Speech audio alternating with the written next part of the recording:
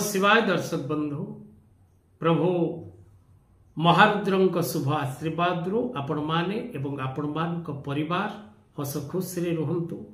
प्रभु समस्त को खुशी रखंतु, आनंद रखंतु, समस्त जीवन में सुख एवं सौभाग्य भरी दियंतु। सूर्यनारायण पंडा एस्ट्रोलॉजर यूट्यूब चैनल परिवार को आपण मान को स्वागत। जो मित्र माने हमारे चैनल को लाइक शेयर और सब्सक्राइब करिनांती से माने लाइक शेयर और सब्सक्राइब करने को कदापि भूलंतु नहीं। दर्शक बंधु, आज कार्यक्रम माध्यम आम आलोचना करबा स्वामी स्त्री संपर्क रे मधुरता आसीबा पई कौन रही सहज एवं सरल उपाय।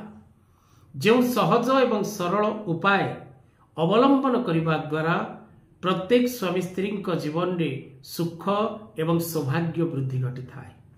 तेज दर्शक बंधु, पारिवारिक जीवन में जदि स्वामी स्त्री भितर कौन प्रकार मतभेद देखा दिए, विवाद देखा दिए बा उभय को नहीं पारिवारिक जीवन में दुख भोग करती, तेज दर्शक बंधु सेमान जीवन में सुख एवं सौभाग्यर आवश्यकता रही। जदि उभय पति पत्नी उभय को नहीं मानसिक स्तर में कष्ट प्राप्त करुथांती बा उभय मध्य विवाद लगी रोथाए बा उभय को नहीं अशांति भोग करुथांती बा कौनसी तृतीय पक्षर प्रवेश द्वारा स्वामी स्त्री मध्य विवाद सृष्टि होता है बा आपणकर जन्म कुंडली आपण विचार न करी विवाह करिसंती, लव मैरेज करिसंती बा जातक मिसेई नांती आपण विवाह करिसंती, सेति पई कष्ट भोगुचंती।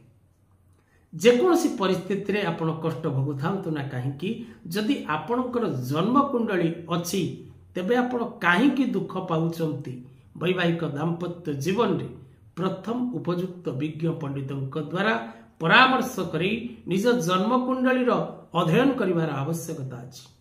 कारण जेने इच्छा तेने जा भाग्य घेनी बुलुथा।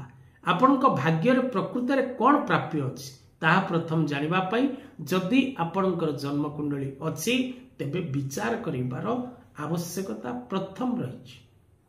उभय स्वामी एवं स्त्री उभयंकर कुंडली जदि जनकर अच्छी आ जनकर नाही तेबे जनक जो जनकर जातक अच्छी से जातक को विचार करिवार आवश्यकता अछि जे काहेकि पति पत्नी दाम्पत्य जीवन रे दुख सृष्टि होछि। यार मूल कारण कौन पाई ए सबु घटुछि। जो मानक पाखरे जातक नाही से माने निज नाम राशि निज फोटो आजिकल फेस रीडिंग अनुपात रे आपण निजर भाग्य एवं भविष्य जानी परिबे। नचेत आपण पुरुषर डाण हाथ पापुल्य फोटो, महिलार बाम हाथ पापुल्य फोटो याकू नहीं विचार करंतु। विचार कर सारा पर जदि आपण देखुचंती जे आपणकर कुंडली रे समय शुभ कारक चलीछि किंतु आपण अशुभ कारक फल प्राप्त करुचंती। कारण आजिकल दुनिया रे कला जादूर प्रभाव बा तंत्र मंत्रर प्रभाव द्वारा पति पत्नी दाम्पत्य जीवन रे थर्ड पर्सन जदि केही पुरुष लाइफ रे बा स्त्री लाइफ रे थांती तेबे निश्चित भाव रे संसार बिगाड़िबा बा संसार को नष्ट करिबा पई से माने प्रयास करथांती।